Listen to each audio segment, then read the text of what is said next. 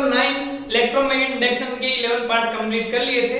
आज हम पढ़ने जा रहे हैं पार्ट नंबर 12 है, जिसमें हम सीखेंगे समचुंबकीय क्षेत्र में आपके पास एक आयताकार कुंडली होगी और उसके घूर्णन के कारण उसमें कितना विद्युतवाहक बल जनरेट होता है उसकी वैल्यू हमें निकालनी है। ठीक है, हमें इंड्यूस्ड ईएमएफ देखना है और किसमें देखना है, यूनिफॉर्म मैग्नेटिक फील्ड होगा और उसमें यूनिफॉर्म मैग्नेटिक फील्ड में क्या करना है, एक रेक्टेंगुलर कॉइल होगी और उसको आपको रोटेशनल मोशन कराना है। ओके, तो चलो चलते हैं।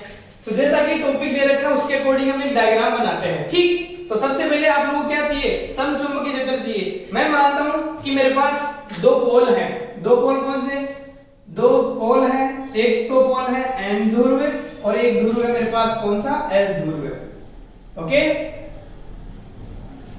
ठीक, ओके।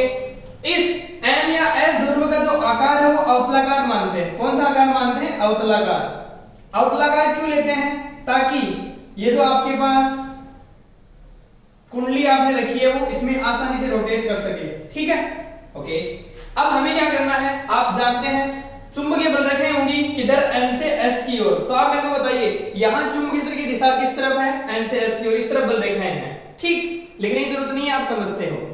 अब इसमें क्या करना है, आपको एक आयताकार कुंडली लेनी है। यहां पर हम लोग क्या बनाते हैं, आयताकार कुंडली बनाते हैं और उसको घूर्णन करवाएंगे। ठीक, तो मान लीजिए ये मेरे पास एक आयताकार कुंडली है इस प्रकार से।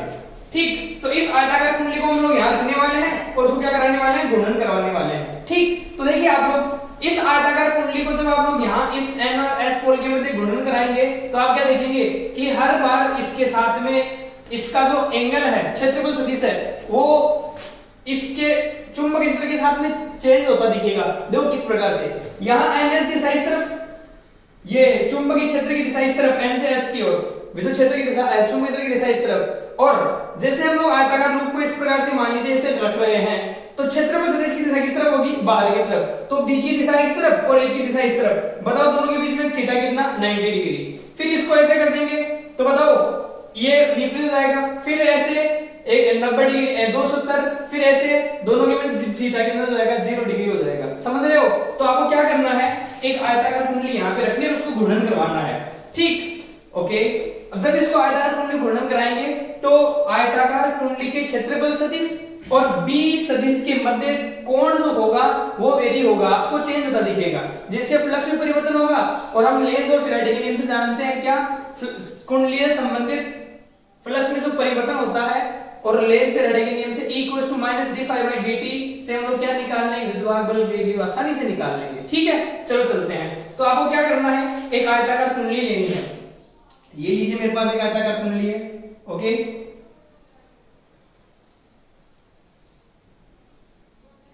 ठीक, इस आयताकार कुंडली को क्या करना, आपको घूर्णन करवाना है। मैं मानता हूं ये घूर्णन अक्ष है। कौन सी अक्ष है, ये घूर्णन अक्ष है, जिससे ये क्या कर रही है, ओमेगा कोणीय वेग से घूर्णन कर रही है। ठीक है, इस प्रकार से घूर्णन कर रही है। जब ये घूर्णन करेगी तो आप देखिए ध्यान से, यहां चुंबकीय क्षेत्र की दिशा इस तरफ है, N से S की तरफ, यहां चुंबकीय बल रेखाएं होंगी और इसका क्षेत्रफल सदिश किस तरफ दिखेगा, आपको बाहर की तरफ दिखेगा। क्योंकि आप जानते हैं क्षेत्रफल सदिश जो A सदिश की दिशा होती है वो होती है पृष्ठ के लंबवत बाहर की ओर। तो इसकी दिशा किस तरफ होगी, बाहर की ओर, और क्षेत्रफल सदिश की दिशा इस तरफ। क्या दोनों के मध्य 90 डिग्री का कोण है, बिल्कुल सर है। जब ये घूर्णन करती रहेगी बार बार, जब मान लीजिए मैं इसको इस प्रकार से ले रहा हूं, जब ये ऐसे होगी तो A इस तरफ और B भी इस तरफ, थीटा की वैल्यू कितनी, 0 डिग्री, ये 90, फिर 180, 270, 360। तो जैसे जैसे घूर्णन करती जाएगी वैसे वैसे इसके क्षेत्रफल सदिश जो लंबवत बाहर की ओर होता है और इसके चुंबकीय क्षेत्र की दिशा इस तरफ, इनके मध्य कोण बनेगा, जिससे फ्लक्स में क्या होगा, परिवर्तन होगा। और फ्लक्स में परिवर्तन के साथ, फ्लक्स में जो परिवर्तन होता है तो लेंज और फैराडे के नियम से क्या होता है, विद्युतवाहक बल जनरेट होता है, उसकी वैल्यू में निकालनी है। तो सबसे पहले आप लिंकेज लिखेंगे क्या, कि हम लिखेंगे माना एक समान चुंबकीय क्षेत्र B में एक आयताकार कुंडली, इसको नाम दे दीजिए। इसको क्या नाम देंगे आप लोग, इसको नाम दे दीजिए P Q R S, जिसमें फेरों की संख्या कितनी है, N है। क्या कर रही है, ओमेगा कोणीय वेग से क्या कर रही है, घूर्णन कर रही है। ठीक है, तो कुंडली संबंधित चुंबकीय फ्लक्स का मान क्या होने वाला है, उसमें परिवर्तन कैसे होता है हम लोग चलते हैं। तो लिखते हैं ये लैंग्वेज लिखने के बाद में। ठीक है, तो हम क्या लिखेंगे, कुंडली से संबंध, कुंडली से संबंध चुंबकीय फ्लक्स, जो कुंडली संबंधित चुंबकीय फ्लक्स उसकी वैल्यू कितनी होगी, उसकी वैल्यू आप जानते हैं, फ्लक्स मैग्नेटिक फ्लक्स से आप लोगों को फॉर्मूला निकाला था, क्या आया था, B vector dot A vector. Okay, B कौन है, चुंबकीय की दिशा किस तरफ, N से S की ओर, और A कौन है, क्षेत्रफल सदिश जिसकी दिशा लंबवत बाहर की ओर। ठीक, लेकिन हम तो क्या कर रहे हैं, घूर्णन करा रहे हैं, तो घूर्णन जब कराएंगे तो हर एक स्थिति में कोण क्या होता रहेगा, चेंज होता रहेगा। तो हम लोग इसको ओपन करते हैं तो क्या हो जाएगा, ये फाई बी इक्वल्स टू, बोलो डॉट प्रोडक्ट है, कोस आएगा तो क्या फॉर्मूला बन जाएगा, ये बन जाएगा बी ए कॉस थीटा। और मान लीजिए यदि कुंडली में घेरों की संख्या n हो तो फ्लक्स कितना हो जाएगा, n बी ए कॉस थीटा, यहां लिखेंगे n। ओके, समीकरण नंबर 1, ये कौन आ गया, कुंडली संबंधित चुंबकीय फ्लक्स आ गया। लेकिन हम जानते हैं, हम क्या जानते हैं, ये कुंडली क्या करती रहती है, घूर्णन करती रहती है ओमेगा कोणीय वेग से। जब ये घूर्णन करती रहेगी तो कोई निश्चित समयांतराल में जब घूर्णन करेगी तो कोणीय वेग ओमेगा, समय t, तो यहाँ पर कोई ना कोई एंगल जनरेट होता है, क्योंकि हम जानते हैं कोणीय वेग बराबर कोणीय विस्थापन बटा समय। तो आप जानते हैं क्योंकि कोणीय वेग ओमेगा बराबर क्या होता है, कोणीय विस्थापन थीटा बाई टी होता है। ठीक है, या थीटा जो कोणीय विस्थापन होगा, थीटा की वैल्यू क्या हो जाएगी, ओमेगा टी। तो आप मेरे को बताइए, ये जो समीकरण 1 है वो क्या बन जाएगा, फाई बी इक्वल्स टू बजाएगा ये कौन, एन बी ए कॉस ओमेगा टी, समीकरण नंबर 2। यहां तक कोई डाउट किसी को नहीं होगा। ठीक, चलते हैं आगे। अब हमें क्या करना है, हमें तो विद्युत वाहक बल निकालना है। तो आप जानते हैं फ्लक्स आ गया, अब फ्लक्स में परिवर्तन की दर परिणाम विद्युत वाहक बल के परिमाण को दिखाता है, तो कौन से नियम से, लेंज व फैराडे के नियम से। तो अगला क्या, लेंज व फैराडे के नियम से, लेंज व फैराडे के नियम से। बताओ लेंज व फैराडे नियम क्या कहता है, वो कहता है E इक्वल्स टू माइनस का d phi by d t. Okay, समीकरण नंबर कौन सा, 3। अब आप क्या करेंगे, समीकरण 2 का मान क्या रख देंगे, 3 में रख देंगे, तो क्या लिखते हैं, समीकरण 2 व 3 से, समीकरण 2 व 3 से। बताओ क्या हो जाएगा, समीकरण 2 और 3 से क्या कर देंगे, सोल्व करेंगे आगे। तो बताओ विद्युत वाहक बल E इक्वल्स टू कितना हो जाएगा, ये माइनस का चिन्ह लीजिए साथ में, d बाई dt लीजिए साथ में, और फ्लक्स की वैल्यू समीकरण 2 में पड़ी हुई है, बताओ कितनी, n b a cos omega t। ठीक है, हमें क्या करना है, आउटलाइन करना है फ्लक्स का, सोल्व करते हैं आगे। तो बताइए E इक्वल्स टू, आप देखिए ध्यान से, आउटलाइन किसके सापेक्ष हो रहा है, t के सापेक्ष। तो जो t के अलावा है वो सारे पद कौन होंगे, कांस्टेंट, और कौन से आएंगे बाहर, तो बाहर कौन है, माइनस का, बाहर कौन आएगा, n b a, और आउटलाइन किसका होगा, d बाई dt, किसका आउटलाइन हो जाएगा, cos ओमेगा t का। आसान है। ओके, अब आप देखिए ध्यान से, जब हम लोग इसका आउटलाइन करते हैं तो E इक्वल्स टू बताइए माइनस एन बी ए। जब कोस का आउटलाइन करते हैं तो कोस का आउटलाइन था माइनस साइन, तो क्या हो जाएगा, माइनस साइन ओमेगा टी। और आप जानते हैं यहाँ पर आउटलाइन किसके सापेक्ष, टी के सापेक्ष, लेकिन यहाँ पर टी का एक गुणांक है कौन, ओमेगा। और आप जानते हैं जब हम लोग अवकलन करते हैं तो गुणांक जो होता है वो गुणांक अवकलन में आता है गुणा में, और समाकलन में जाता है वो भाग में। तो गुणा में आ जाएगा, ये लीजिए ओमेगा। तो इसको हम लोग रीअरेंज करते हैं तो क्या आ जाएगा, E इक्वल्स टू क्या, माइनस माइनस प्लस, तो ये लीजिए प्लस, बताओ क्या, एन बी ए ओमेगा, और साथ में कौन, साइन ओमेगा टी। ओके, ये किसकी वैल्यू आई है आपके पास, विद्युत वाहक बल E की वैल्यू आई है। समीकरण नंबर कौन सा आ गया, समीकरण नंबर हमारे पास बन गया कौन सा, 4। एक बार आप यहां पे नोट्स बनाइए, उसके बाद चलते हैं आगे। हाँ जी, चलते हैं आगे। अब आप हमारे पास इक्वेशन जो आई है 4, उसको आप ध्यान से देखिए और उस डायग्राम को देखिए। यहां इक्वेशन 4 क्या आई है, N B A omega sine omega T. ठीक, ओके, ये यहां पर ओमेगा टी कौन है, थीटा है, तो एक प्रकार से मतलब कोण के साथ में आ रहा है। ठीक, अब आप मेरे को बताइए जो E की वैल्यू है वो एन बी ए ओमेगा, ये तो सारे सारे कांस्टेंट है, किस पर निर्भर कर रही है E की वैल्यू, यहां पर साइन ओमेगा टी पर निर्भर कर रही है।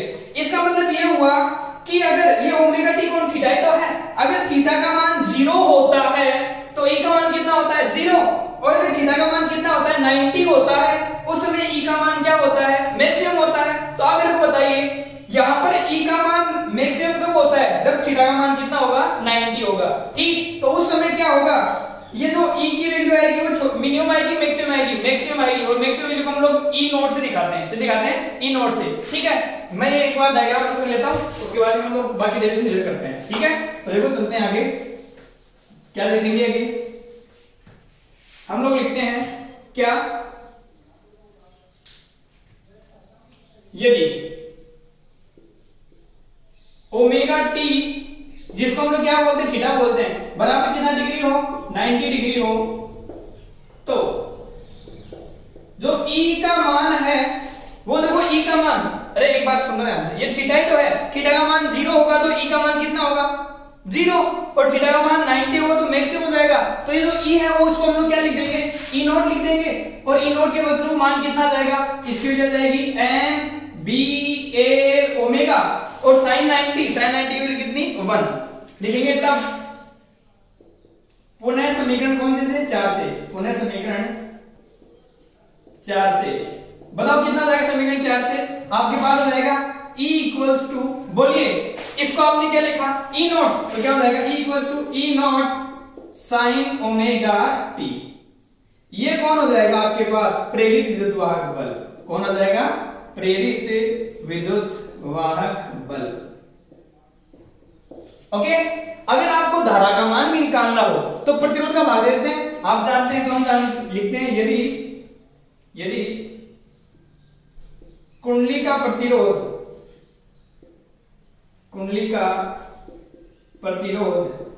बताओ कितना हो, कुंडली का प्रतिरोध R हो, तो प्रेरित धारा को किसे दिखाते हैं, I से, और I बराबर क्या हो जाएगा E by R equals to, बोलो E की वैल्यू कितनी, ये रही, कितनी है, N B A omega sine omega t divided by किसका भाग देंगे, R का, ये लीजिए किसका भाग, R का। ओके, अब फिर से आप थोड़ा ध्यान से देखिए, जो I का मान है वो इनपुट पर निर्भर कर रहा है, सारी कांस्टेंट है, लेकिन यहां पर जो वेरिएबल वो कौन है, ओमेगा टी मतलब कौन, थीटा, तो पुनः I का मान किस पर निर्भर कर रहा है, थीटा पे, तो थीटा का मान यदि 90 होगा तो I का मान क्या हो जाएगा, I नॉट मैक्सिमम मान हो जाएगा, और अगर थीटा का मान 0 हुआ तो मिनिमम धारा, बताओ मिनिमम लेंगे मैक्सिमम लेंगे, तो बताओ क्या होगा, यदि theta equals to omega t equals to कितना डिग्री हो, 90 हो, तो बताओ I इक्वल्स टू क्या हो जाएगा, तब ये I क्या रहेगा, यहाँ पर अधिकतम आएगा, और अधिकतम लोग किसे दिखाते हैं, I नॉट से, और I नॉट का मान कितना हो जाएगा N B A omega divided by R। ठीक है, तब इसको एक बार समीकरण नंबर कौन सा मान दे दो आप लोग, इसको 4 दिया आपने, इसको नंबर 5 दे दो, इसको नंबर 6 दे दो, तब किस समीकरण से, पुनः समीकरण 6 से, पुनः समीकरण 6 से बताओ क्या हो जाएगा, I का मान आ जाएगा, बोलो I का मान, I इक्वल्स टू, इसको हम लोग क्या बोलेंगे, I नॉट, तो बताओ यहाँ क्या लिख देंगे, I नॉट और आगे कौन, साइन ओमेगा टी, ये किसका मान आ जाएगा, प्रेरित धारा का, किसका मान आ जाएगा, प्रेरित धारा का। ठीक, तो समीकरण कौन सा, समीकरण 5 और 6 किसको दिखाते हैं, प्रेरित विद्युत वाहक बल और प्रेरित धारा को दिखाते हैं। ठीक है, एक बार आप लोग यहां तक कीजिए, फिर हम चलते हैं थोड़ा सा आगे।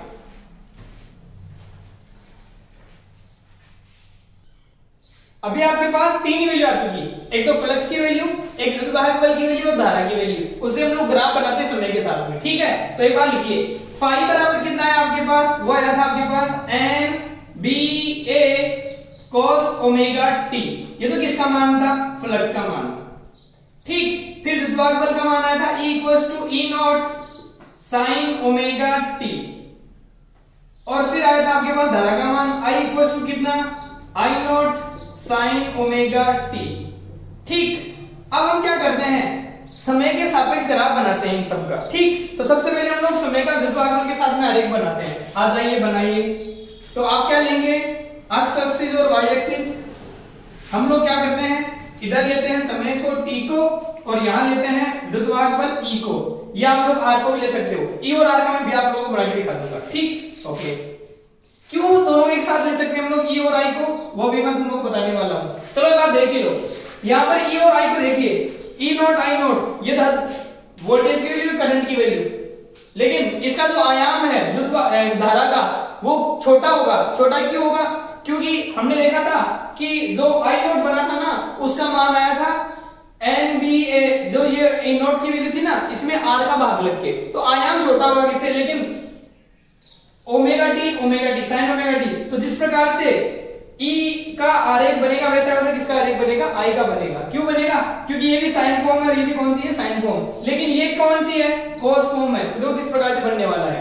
आप एक छोटी सी बात देखिए, अभी जो हमने डायग्राम बनाया था तो वहां पे हमने देखा था ये एन पोल ये एस पोल था, ठीक। इसमें हमने क्या कर रखा था, आयताकार कुंडली रखी थी और उसको क्या करा रहे थे, गुणन करा रहे थे, ठीक है।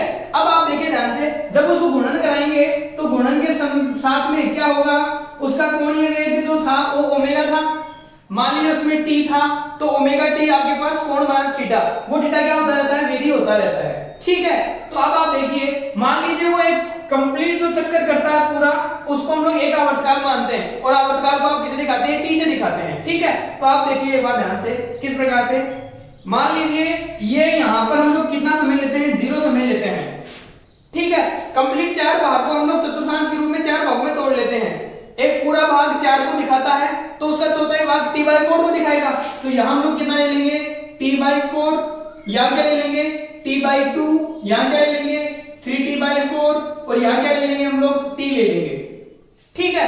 एक कंप्लीट एक पूर्ण आवर्तकाल के रूप में चक्कर करता रहेगा, ठीक, ओके। अब आप आ जाइए यहाँ पे, तो सबसे पहले हम लोग मान लीजिए E को बनाते हैं, E इक्वल्स टू कौन है साथ में, E नॉट साइन। अब यहां पे क्या लिख रहे हैं हम लोग, ओमेगा। तो आप शायद जानते होंगे ओमेगा जो मान होता है वो होता है 2π/t। ओमेगा मान कितना होता है, 2π/t। अरे ओमेगा कोणीय वेग ही तो है, ओमेगा कोणीय वेग इक्वल टू क्या होता है, 2π/t या 2πf। तो 2πf f आवर्ती का उल्टा होता है, तो कौन हो जाएगा ओमेगा मान 2π/t इनटू यहां पर क्या लिख रहे हैं आप लोगों ने, स्मॉल टी। स्मॉल टी हम लोग किस प्रकार से रख रहे हैं, 0 रखेंगे पहले, उसके बाद t/4, बाद t/2, इसमें बाद में ये। तो सबसे पहले क्या रखेंगे, 0 रखेंगे। तो बताइए जैसे ये 0 रखेंगे पूरी वैल्यू कितनी हो जाएगी, 0। तो sin 0 का मान कितना आएगा, 0 आएगा। तो बताओ 0 पर कितना द्वितीय का मान होगा, 0 होगा, ठीक। उसके बाद में हम चलते हैं आगे, t/4 रखते हैं, कितना रखा हमने, t/4। तो रखिए कितना, t/4। तो t से t कैंसिल, ये कितना 2, कितना है π/2। तो sin π/2 sin 90 का मान कितना होता है, 1 प्लस का 1। तो बताओ E का मान कितना है, प्लस का E नॉट, मतलब कुछ ना कुछ वैल्यू आएगी किस पर, t/4 पर। तो t/4 पर प्लस की वैल्यू आई है, ऊपर की तरफ या नीचे की तरफ, ऊपर की तरफ। तो यहां पर आएगा कुछ ना कुछ वैल्यू। उसके बाद में कितना रखना, t/2। तो रखो t/2, ये हमने कितना रखा, t/2। तो t से t कैंसिल, 2 से 2 कैंसिल, कितना है sin π, और sin π का मान कितना होता है, 0। तो ये लीजिए t/2 पे कितना हो गया आपके पास, 0। फिर कितना रखेंगे, 3t/4। तो कितना रखेंगे, 3t/4, ये लीजिए 3t/4। तो t से t कैंसिल, 2 ये 2, ये कितना है 3π/2। 3π/2 मतलब sin 270, और sin 270 का मान होता है माइनस का 1। तो -1 इंटू ई नोट, माइनस का ई नोट। बताओ ऊपर की नीचे, नीचे कहां पर, t/4 पर, जितना ये था ऊपर उतना ये नीचे, इस तरह से, ठीक है। उसके बाद में क्या रखेंगे, t। तो रखो साथ में t। बताओ t से t कैंसिल, कितना है sin 2π। हम जानते हैं sin nπ की वैल्यू कितनी होती है, 0। तो t पे कितना हो जाएगा, फिर से 0। अब इस वैल्यू को आप मिला दीजिए, ओके। तो हम जब इसको मिलाते हैं तो हमारे पास इस प्रकार से मिलता है, ओके।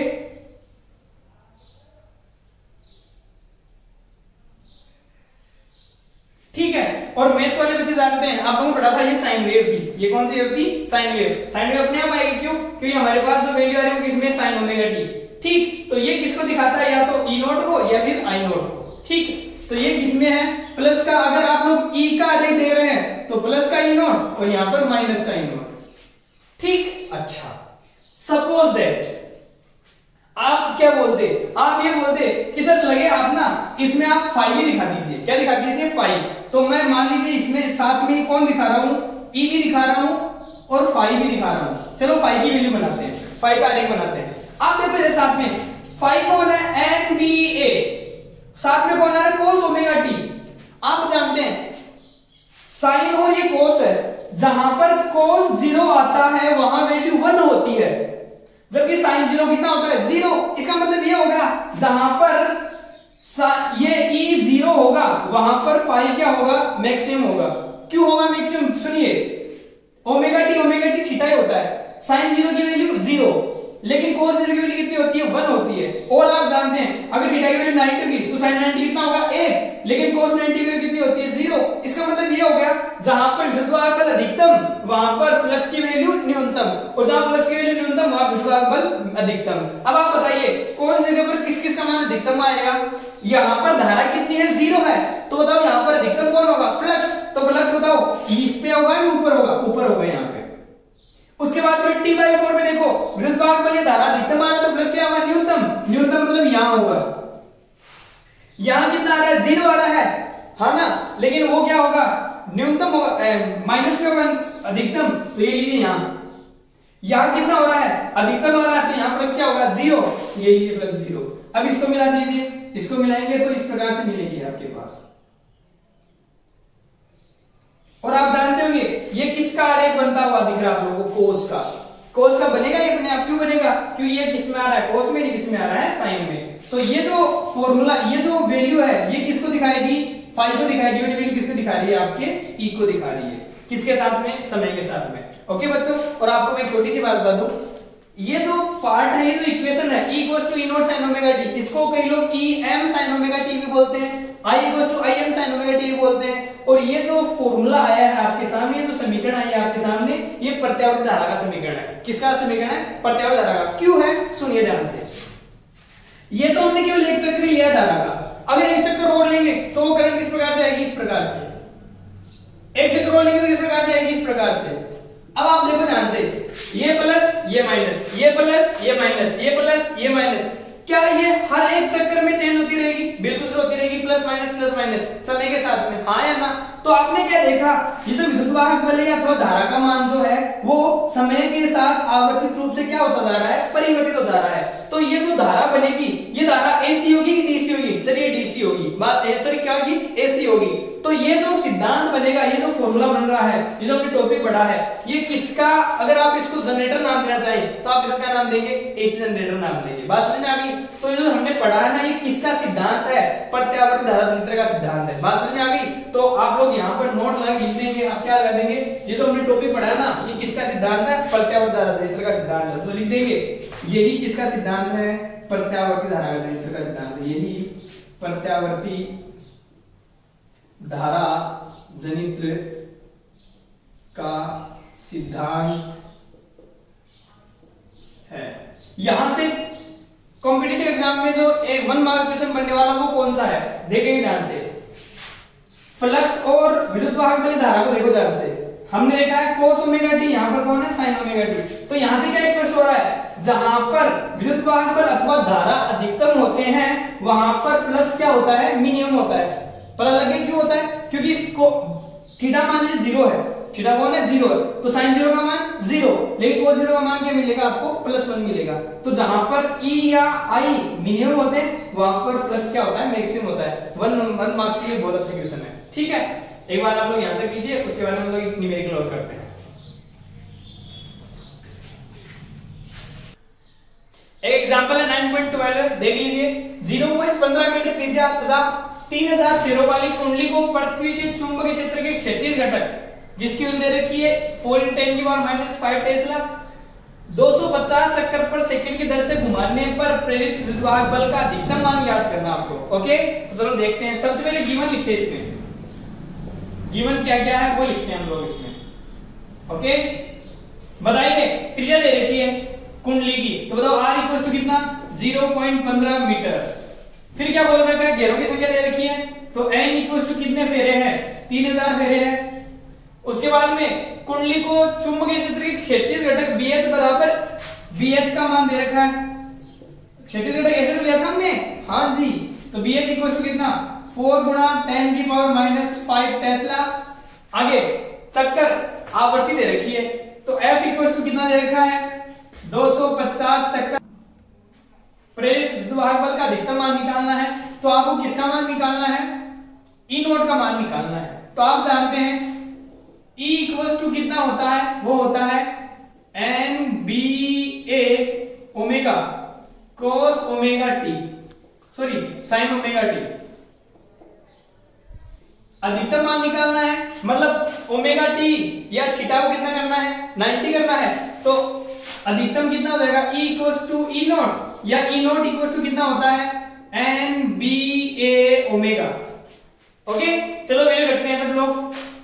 हमें यहाँ पर ओमेगा नहीं दे रखा, एफ दे रखा है, तो आप जानते हैं ओमेगा बराबर 2 पाई एफ होता है। चलो लिख लीजिए इसको, तो omega naught E naught equals to क्या हो जाएगा एन बी ए। एक और होता है क्षेत्रफल। अब देखो त्रिज्या दे रखी है, मतलब जो कुंडली है ना वो आपकी आयताकार नहीं है, वर्ताकार कुंडली है, और वर्ताकार कुंडली का क्षेत्रफल होता है पाई आर स्क्वायर। तो आप क्या लिखेंगे यहाँ पर pi R square into omega. Omega कोणीय वेग है, आवर्ती दे रखी है, तो क्या मैं ओमेगा से 2 पाई एफ लिख सकता हूं, तो क्या लिख देंगे 2 पाई एफ। ओके सोल्व कीजिए इसको, तो ई नॉट इक्वल्स टू सबसे पहले n की वैल्यू, n फेरो की संख्या कितनी है 3000, तो ये लीजिए 3000 इनटू पाई की वैल्यू कितनी 3.14, तो 3.14 इनटू r का स्क्वायर, त्रिज्या का स्क्वायर कितना 0.15, 0.15 का स्क्वायर इनटू 2 पाई की वैल्यू कितनी 3.14 इनटू एफ आवृत्ति दे रखी कितनी 250, ये 250। अब आप लोग इसको सोल्व कर दीजिए। सोल्व करने के बाद में जो वैल्यू है ई नॉट, वो जो भी वैल्यू है आप लोग यहाँ लिख देना, सोल्व कर देंगे ना। इसकी वीडियो को पॉज करके आप सॉल्यूशन कीजिए, आंसर लिखिए, और साथ में इसका मात्रा क्या लिख देंगे आप वोल्ट लिख देंगे। ओके इस प्रकार से आपका ये एग्जाम्पल नंबर कौन सा 9.12 है। ठीक है बहुत अच्छा टॉपिक था, अक्सर एग्जाम में आता है, पूछा जाता है। ठीक है तो ये जो अभी हमने टॉपिक पढ़ा था प्रत्यावर्त का सिद्धांत भी है, तो इसको आप लोग लेसन नंबर 10 में बहुत ज्यादा काम में लेंगे दोनों इक्वेशंस को, तो आप बहुत अच्छे से सीख के जाएंगे इसको। ठीक है और ये हो सकता है आपकी इससे रिलेटेड कोई टॉपिक या कोई क्वेश्चन बोर्ड एग्जाम में पूछा जाए, तो आप इसको बहुत अच्छे से क्लियर करेंगे। ठीक है मिलते हैं हम लोग अगले वीडियो में, तब तक के लिए गुड बाय गुड लक।